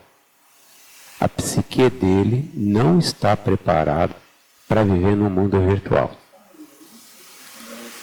A lei de sociedade. O Conduta, no livro dele, ele fala sobre isso. Só ele, porque no Ministério também está. Né? Está no relatório do Ministério da Saúde que nós estamos passando tempo demais no mundo virtual. Imagina se é ruim para um adulto, as crises que o adulto enfrenta, vendo aquele mundo ideal que você não tem, que você nunca vai ter, né? Um Facebook, uma revista Caras e assim por diante, eu não sei se existe mais, mas uma revista Cara, e você com uma sociedade extremamente materialista, em que o importante é ter e você não vai ter. E o pior não é só não ter. Nós somos avaliados por nós mesmos pelo que temos. Então eu não valho nada se eu não tenho nada. Se eu não vou conseguir ter nada, eu não tenho nenhum valor. Está caindo na cabeça dessas pessoas que se suicidam nessa classe dos 10%. Os psiquiatras, eles dizem que nenhuma criança deveria ter contato com o celular antes de 2 anos. Que ela não deveria ter contato com eletrônicos até 2 anos. E para complementar o que a senhora falou, eles dizem que nós perdemos, e as crianças mais do que a gente, o contato com a realidade objetiva. Na verdade, o que passa a ser real é isso que está entrando no cérebro da gente. E que nós mesmos deveríamos controlar a quantidade de tempo que a gente usa eletrônicos. E isso está no relatório de fatores de risco da OMS. Está como relatório do fator de risco. Agora vamos pegar outra coisa com relação às crianças. Né? Nós dividimos as famílias, eu posso dividir as famílias em 3 categorias hoje. Nós temos os esforçados, somos nós, porque ninguém é perfeito, certo? A gente é esforçado, né? Está tentando fazer alguma coisa bem feita. Existe uma outra classe de famílias que é grande no Brasil e que não são pessoas ruins. São pessoas que estão pecando pela superproteção, por vários fatores. Culpa, a mulher que trabalha fora, passou 3.600 anos ouvindo que a mulher não pode trabalhar fora de casa. Quer queira, quer não, Isso é um acondicionamento atávico. Volta para casa no final do dia com aquela culpa. É inconsciente. O que ela faz? Ela procura compensar. Na compensação tem excesso de permissão, não existe mais um não. O pai também entra nessa dinâmica, então a criança não ouve um não. A criança tem tudo. E a criança passa a ter todos os seus problemas supridos, as soluções, pelos pais. Então, não aprende a enfrentar uma realidade, a ter resiliência, né? E não está preparada para a vida. Na hora que cai na vida, ela não sabe o que fazer. Ela não foi preparada para isso. Não sabe lidar com a frustração. Então nós temos uma massa que é significativa aqui no Brasil de crianças que se tornam jovens e não estão preparados para a luta. Eu tive funcionário que pediu demissão porque ouviu um não. Disse assim, nunca ouvi não, não vai ser agora que eu vou ouvir não.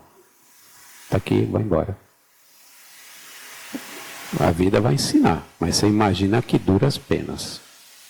Né? Então não está preparado para enfrentar as frustrações, que é a realidade, não está preparado para enfrentar o não, e não tem resiliência, e também não é do tipo, não aprendeu a estabelecer objetivos. Os pais estabeleciam objetivos e eles mesmos realizavam esses objetivos. Certo? Então a pessoa não tem mais metas. E existe uma terceira classe que, infelizmente, é muito grande no Brasil, é a maior massa que a gente encontra, que são os pais que não estão nem aí. Nós temos uma população muito grande aqui no Brasil, para não falar mundial, que eu chamo de manada.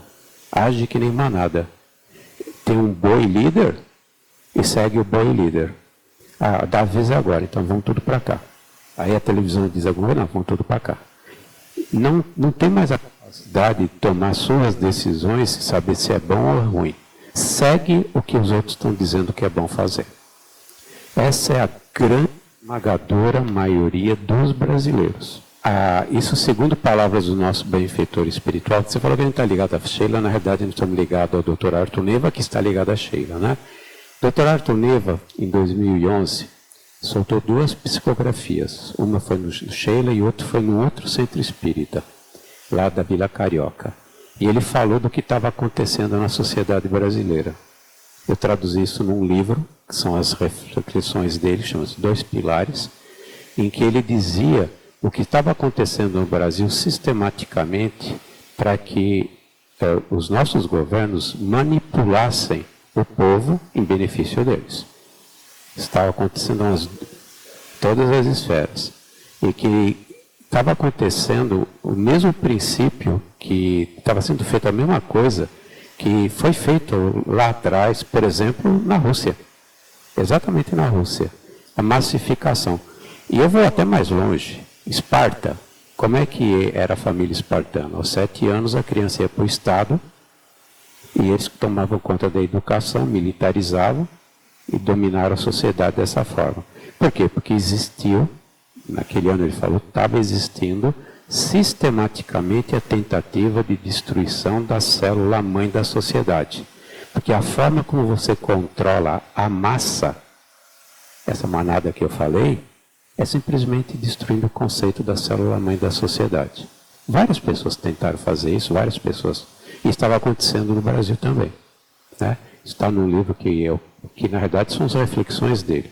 E essa necessidade de a gente se movimentar para recuperar os valores cristãos. É o conceito de família, o conceito de amor ao próximo, o conceito de educação dos filhos. Retomar, porque estava acontecendo sistematicamente esse trabalho. Você mesmo, apesar de toda a educação que nós tivemos, nós temos cabelo branco, certo? Estou olhando para ela. Cabelo branco. Nossa educação nos passou crenças e valores. Quando você começa a olhar o que está acontecendo, você às vezes não se questiona. Será que eu estou certo?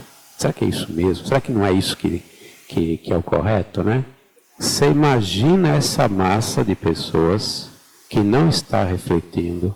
O conceito principal é o materialismo, é o ter.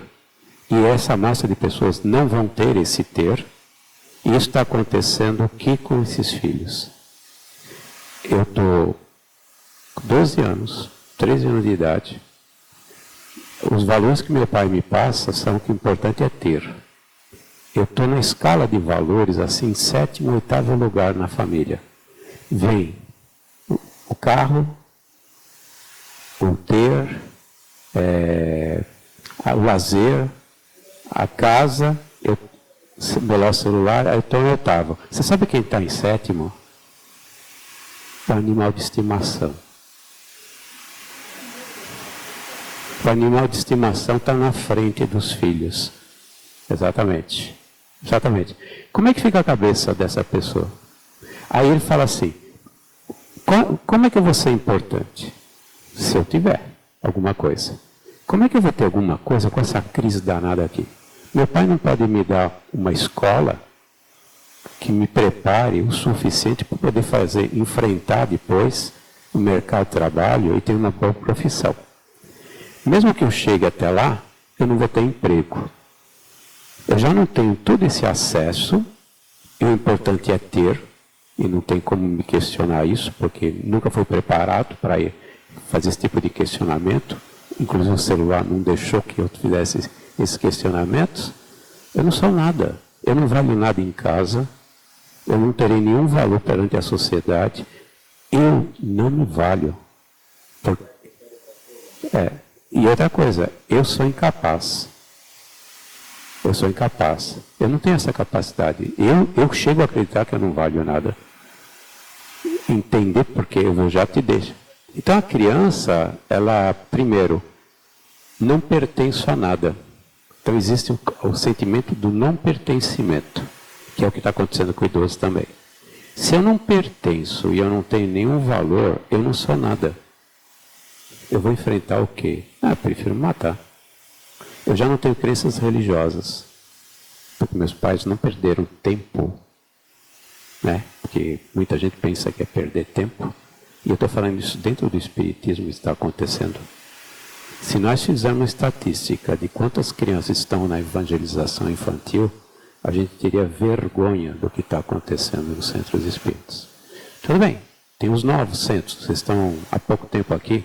O próprio Sheila é muito novo, o Sheila em si é muito novo, né? Mas a gente vê centros centenários que não têm desobsessão, não tem evangelização infantil e não tem atendimento fraterno. E nem tem grupo de jovens. Porque se você não faz esse trabalho com a criança, você não vai ter grupo de jovem nunca. O jovem atingiu aquela idade em que ele está começando, ele já está tão magnetizado pelo mundo e nunca teve nenhuma base, ele não vai. Ele não vai. É com criança. Por que está acontecendo o suicídio nos jovens de 20 a 30 anos? A consequência foi a infância deles. Hoje, o resultado do adulto se suicidando é o resultado da educação que ele não teve. Não é só educação no sentido de que aprendeu a ter bons modos, mas ele se preparar para a vida de maneira adequada e ter recebido atenção que ele sabe que tem na família em volta, atrás. Meu pai não era carinhoso e ele até se desculpou depois como desencarnado de nunca ter me dito que me amava. Quando ele escreveu isso, eu estranhei. Eu sempre senti amor nele. Eu nunca recebi um cafuné, é verdade. Certo? Italiano mesmo, né? Não. Mas eu tinha certeza que ele me amava. E eu tinha segurança de que se acontecesse alguma coisa, eu tinha um pilar em casa. Certo? Tinha um pilar em casa. Na minha concepção, eu podia estar no primeiro lugar. Eu achava que minha mãe estava em primeiro lugar para o meu pai, e faz muito sentido, certo? Mas eu sabia que eu estava numa boa posição. Eu estava no pódio, pelo menos, certo? Eu não estava atrás dos cachorros pastores alemães que nós tivemos, para ter certeza. Eu sentia isso. Eu sentia que eles tinham valores. O pai era católico, ele podia não ser fervoroso, mas permeava os conceitos de que nós tínhamos que ser honestos, tínhamos que ter ética, né? Você não podia se dar a nada que é ético. E disciplina, né? Aí de vocês chegassem depois das 11, né? E assim foi diante. Teve uma casa espírita que faz parte das URIs da vida, cada região tem sua URI, que me pediu para que eu não falasse ou citasse Emmanuel. Eu lembrei quando foi lida a mensagem aqui, né? Quando foi lida a mensagem aqui, né? E se estuda cada vez menos. Eu tive um livro que foi para o Index, Librório, sei lá como é que chama esse Index, no maior centro espírita que estuda os livros que são publicados e manda para as outras casas espíritas o que é aconselhável a ler e não a ler, no Rio de Janeiro. É o maior centro espírita considerado doutrinário e que as pessoas seguem o que eles falam. No dia do lançamento, eles cancelaram meu lançamento. Eu já tenho a passagem paga. E eu que paguei. Não foram eles. Qual foi o argumento? Qual foi o argumento? Porque eu tinha falado sobre ovoides e a morte, e a segunda morte. Aí eu mandei de volta. Eu tinha falado sobre índio também, né? Isso é uma praga que eu tenho lá no Sheila, eu não consigo tirar. Tem pelo menos 200 índios que fazem a proteção do Sheila. Eu já cheguei para eles, pedi pelo amor de Deus, em nome da pureza doutrinária, para que eles saíssem do Sheila, sabe? Em nome da pureza doutrinária, para que eles saíssem do Sheila. Mas não querem sair. Não querem sair, vão fazer o quê? Né? Ele tem que conviver, eu não tenho condições, eu tenho que desencarnar para tirar os homens lá, mas eu ainda tenho algumas coisas para fazer. Sobre ovoides e sobre a segunda morte. Eu mandei a réplica dizendo o seguinte, eu transcrevi, eu não dei minha opinião, eu transcrevi a passagem tal de André Luiz, do livro tal, Segunda Morte. Eu transcrevi a passagem tal do livro tal do André Luiz. Eu recebo de volta o seguinte, o índio eles não faziam, eles não tinham jeito, eu tinha que tirar os índios, senão, segundo, com relação aos ovoides, e eu não expressei minha opinião, eu transcrevi uma passagem. Está lá transcrita, eu citei a referência e coloquei a página. Nós temos alguns problemas com algumas coisas de André Luiz. A partir desse momento, eu deixei de ter vontade de entrar e nunca mais voltei, porque na verdade eu fui convidado para fazer palestras lá. Eu não voltei, certo? E nós encontramos isso em muitas casas hoje. Discussões a respeito da validade de André Luiz. Sobre o Hermínio, uma vez eu vi o seguinte, um dirigente falar o seguinte, grande estudioso, mas nós não temos tudo confirmado o que ele disse. Preciso falar mais alguma coisa? Eu vou dizer uma coisa para você. Fica registrado aqui porque está sendo filmado.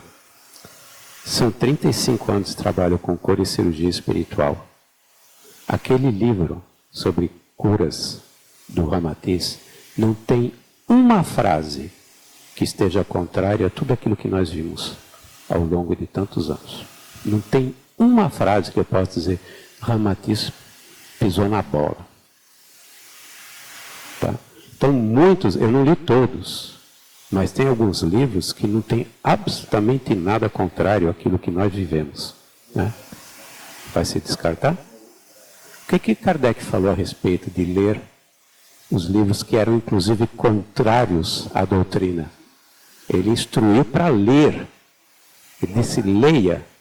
Vou dar um exemplo a respeito dos corpos sutis. O André Luiz ele fala, olha, nós falamos em corpo mental, falamos em perispírito. E ele diz o seguinte, prestai atenção no que os espiritualistas falam. Porque são mais do que esses. Ele não diz quais deles eram, se o búdico é real ou não. Né? Eu posso ter minha opinião. Mas ele não diz, mas ele diz, prestai atenção no que os espiritualistas falam. Sobre os outros corpos. Como estudante de física, eu vou fazer uma afirmação aqui. A única forma do espírito entrar em contato com o mundo material, que é a terceira dimensão, ele estando numa dimensão N, é passar por todas as dimensões. Se eu estou na dimensão, se isso aqui está na dimensão 3, meu perispírito está na dimensão 4, meu corpo mental está na dimensão 5ª, vamos chutar, não sei em que dimensão está o espírito.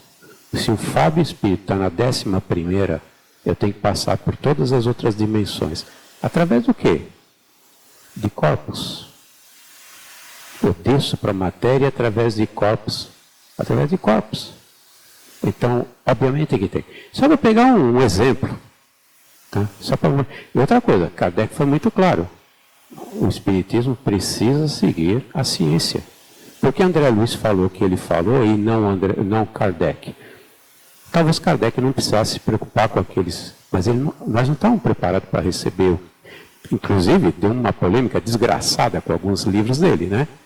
E agora que se provou toda aquela questão a respeito da glândula pineal, é científico hoje. Estudos científicos americanos, que não são espíritas, porque eles nem sabem o que é espiritismo, provaram que aqueles 23 pontos que o André Luiz colocou e que a própria medicina abominou durante décadas, estão corretos. Certo? Estão corretos. Agora é prova científica.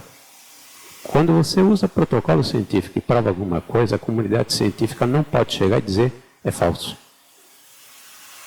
Eu posso continuar não querendo acreditar, mas é crença, não é saber. E é falta de sabedoria, por sinal. Ele disse, o Chico, médium que não usa borracha, onde não deve confiar. Médium que usa borracha não é médium. Porque tem sempre o fator anímico. Sempre. Sempre tem fator anímico. Eles não vão catar em você a informação, certo? No teu arcabouço. Na hora de passar isso para um papel, como é que fica o espírito realmente? Sempre existe. Pode ser que seja 1% anímico, no caso do Chico. E pode ser que seja... Vou dar um outro exemplo. A medicina no Recanto de Luz está ligado à Alvorada Nova.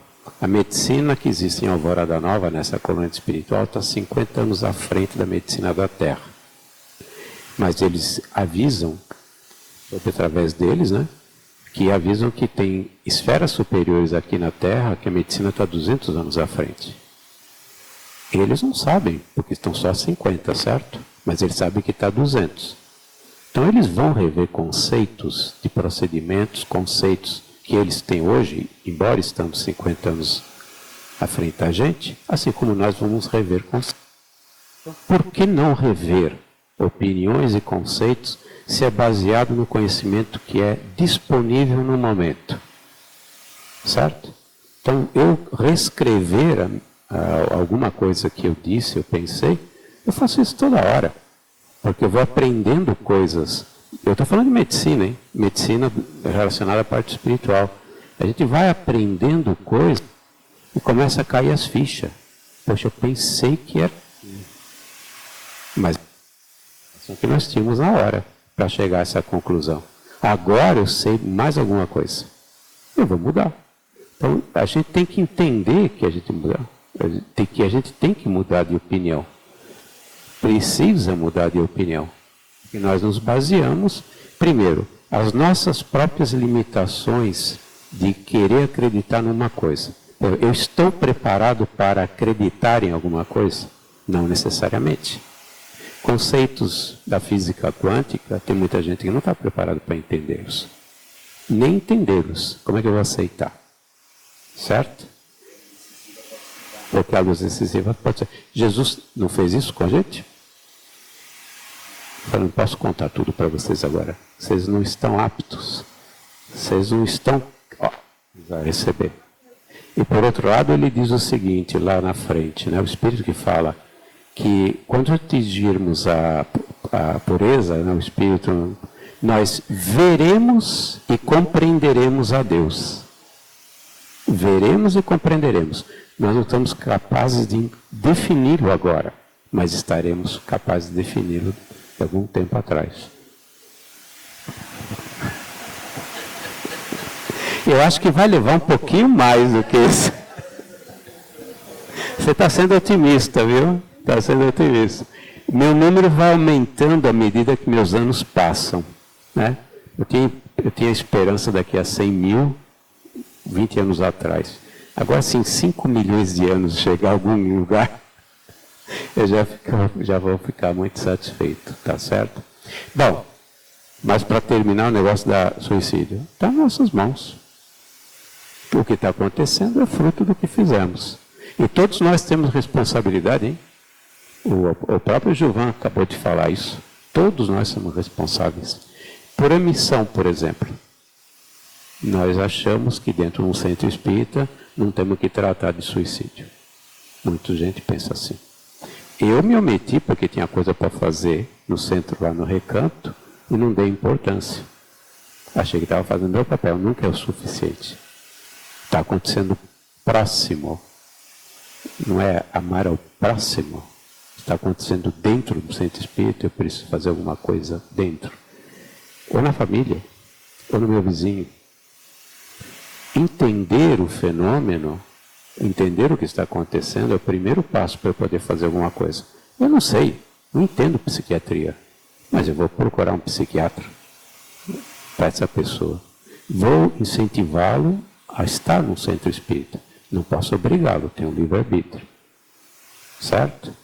Posso fazer o que a CVV faz, Centro de Valorização à Vida. Que ela não tem nenhum expert em suicídio na CVV. São pessoas comuns como nós, que são colocadas para fazer aquilo que a sociedade não está fazendo. Ouvir. Foi. O comandante Edgar Armon é um dos mentores da CVV. E um grupo espírita fundou a CVV. E quem cantou a bola que isso ia acontecer foi a Ivone. Está nos livros. Um dos livros dela que eu não lembro. O que eles fazem? Eles salvam centenas de milhares de pessoas ouvindo. Eles não falam assim, não se mata, está errado, você vai para o Vale dos Suicidas. Né? Não se mata. Não. Eles entendem a primeira coisa que a CVV entende, que está na estatística da OMS, eu não falei, é isso aqui,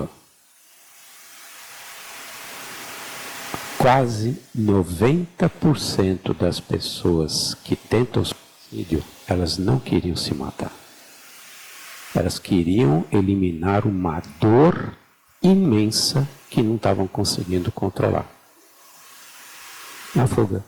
90% das pessoas que tentam suicídio não querem se matar, que é outro que eles estudaram. E estudaram por aquelas pessoas que sobreviveram. Todas elas se arrependem. Todas elas se arrependem. Eu não queria morrer, mas eu não via outra forma. Chega 3 fatores psicológicos. Ambivalência. Eu não quero morrer, mas eu vou tentar matar. Rigidez, ideia fixa, eu não vejo outro jeito. Eu não estou vendo outra solução. Eles ligam para a CVV e falam, eu quero que você me prove que eu não devo me matar. Porque eu tenho certeza absoluta que esse é o único caminho. Virou uma ideia fixa, uma rigidez, uma falta de outra alternativa. São os fatores psicológicos. Ambivalência, rigidez mental, né? E uma incapacidade de lidar com o problema naquele momento. Ela fala, eu sei que você está passando por um momento extremamente difícil. Fale a respeito. Coloque os ouvidos para ouvir, para que a pessoa desabafe, porque ela não faz isso em casa, ela não consegue fazer, ninguém ouve. Né? Fica 4 horas atendendo. Se precisar continuar, vem um outro atendente. E não tem limite de tempo. São centenas de pessoas atendidas por ano. Né? Pelo 108. Nenhum deles é especialista. Aliás, muitas vezes eu faço palestra e a pessoa fala, eu trabalhei na CVV, é isso mesmo, coisa e tal. É o Edgar Armon. Eles falam. Eles simplesmente fazem o quê? Colocam o ouvido à disposição. E a teoria é a seguinte, levar a pessoa à solução. Não é você que vai resolver. A solução do problema está com você mesmo. São centenas de milhares de pessoas que são salvas pela CVV fazendo o que a sociedade não faz mais hoje. Ouvir. Não precisa ser especialista. Tem as secretárias que estão lá. Tem engenheiro é pior ainda, né? Tem engenheiro que fazem trabalhos de plantão. Ouvindo. O CAPS é outro, o Centro de Assistência Social, né? Psicossocial. Tem muitos que não prestam, mas tem muitos que são bons. Profissionais bons você encontra em todos os lugares. E profissionais ruins você também encontra em todos os lugares.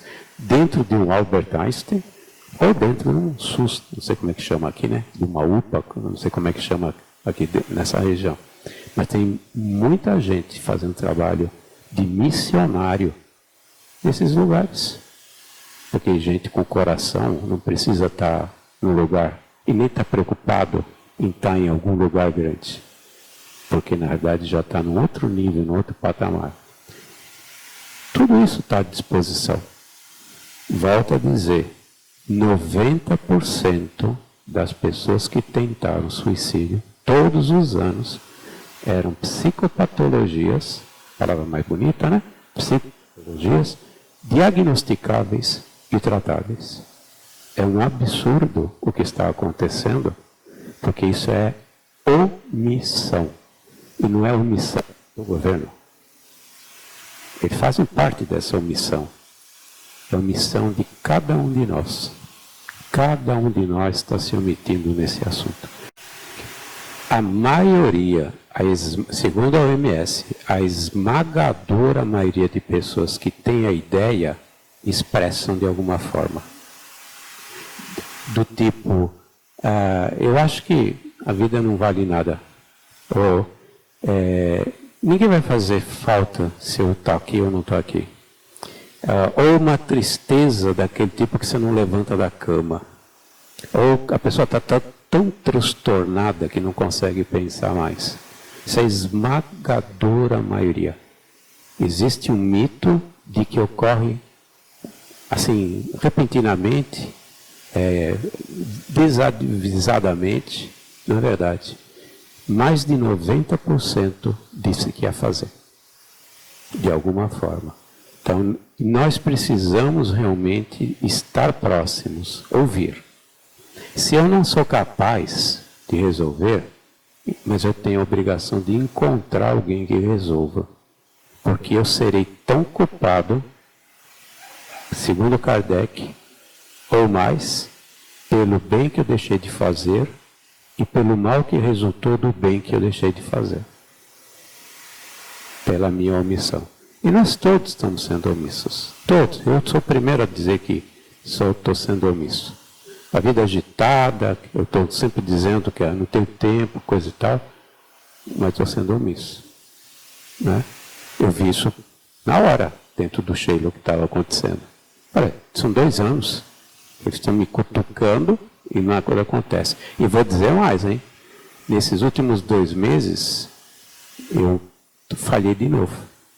Porque está acontecendo coisas lá que se está se esmorecendo com relação a esse trabalho. E eu vou precisar fazer alguma coisa. Estava pensando nisso vindo hoje de manhã para cá, que tem coisa que eu preciso consertar. Né? Então, mas alguém tem que fazer. Temos que fazer. E eu concordo com você. Pelo menos a OMS concorda com você. Tem muito espírita se suicidando. E tem esse conhecimento. A dor é tão grande que ele não fica pensando nas consequências. Porque quando você está desesperado, se pensa como o seguinte, você perdeu seu trabalho, perdeu sua pensão, perdeu absolutamente tudo. Eu quero ver quem realmente é espírita.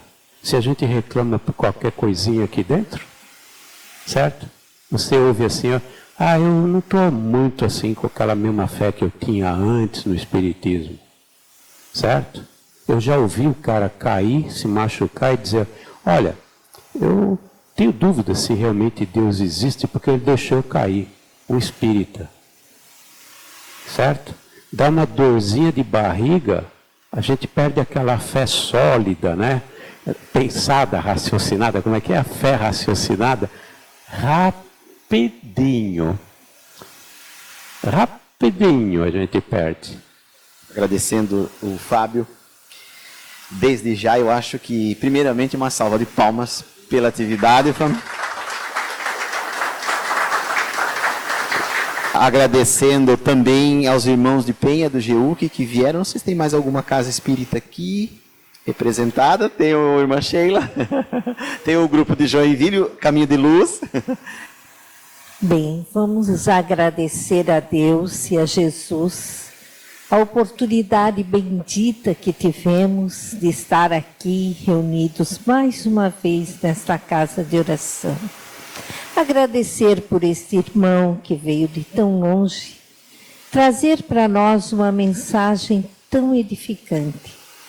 Abrir nossos olhos para que atentamos às necessidades daqueles que estão à nossa volta e que muitas vezes nos passa desapercebido.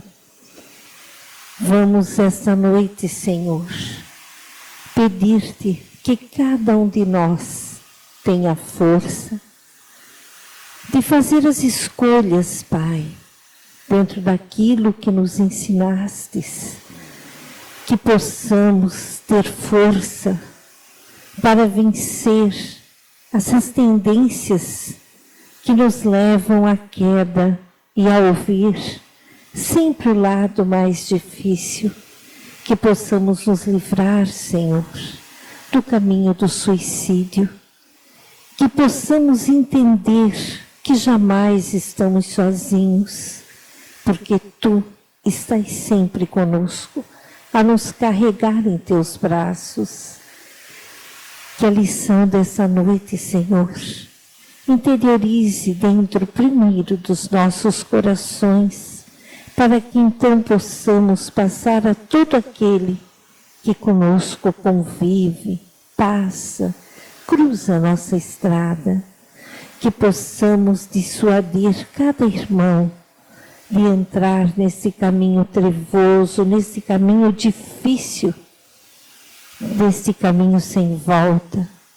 Que possamos, Senhor, ser luz, que possamos, Senhor, ser energia, que possamos ser aquela gotinha que acende a fé robusta dentro de cada um. Senhor, que o mundo seja cada vez mais abençoado, livrado, Senhor, dessas tendências suicidas, que essas fraquezas emocionais, espirituais, que essa solidão e este vazio possam desaparecer de cada um de nós, que possamos ver e sentir a Tua luz, a Tua força, a Tua energia, o Teu calor, Senhor, porque jamais estamos sozinhos. Obrigado, Pai, pelo aprendizado dessa noite. Obrigado, Senhor, pela vida, essa vida que é tão importante para cada um de nós. Se temos tropeços, provas, expiações, as temos, Senhor, e elas existirão até o fim. Porém, que tenhamos força, sabedoria, conhecimento e a fé para passarmos por cada uma delas. Sabendo, Senhor, que na estrada da vida haverá sempre a Tua luz a nos guiar. Hoje, por aqueles irmãos que aqui não puderam chegar, Senhor, sejam eles abençoados, protegidos, que recebam em seus lares, em seus trabalhos, onde quer que estejam, Senhor, a Tua bênção e a Tua luz. E a nós que aqui viemos, Pai, obrigado por aqui nos trazer e ouvirmos palavras tão sapientes, que possam todas as vezes conduzir os nossos passos para um caminho sempre melhor. E para os nossos lares, Senhor, nos abençoe, nos leve guiados em Tuas mãos, que possam ser nesse momento, Senhor, abençoados os nossos lares, os nossos trabalhos, as nossas mentes, Pai, acima de tudo, as casas espirituais que neste momento estão em trabalho. Obrigado, Senhor, por tanta luz neste ambiente. Obrigado por esta Tua força divina que veio trazendo cada um de nós com tanta vontade de ouvir e Todo aquele que tiver ouvidos para ouvir, que ouça. Obrigado, Senhor, a palavra de hoje, através desse irmão. Muito obrigado. Que assim seja.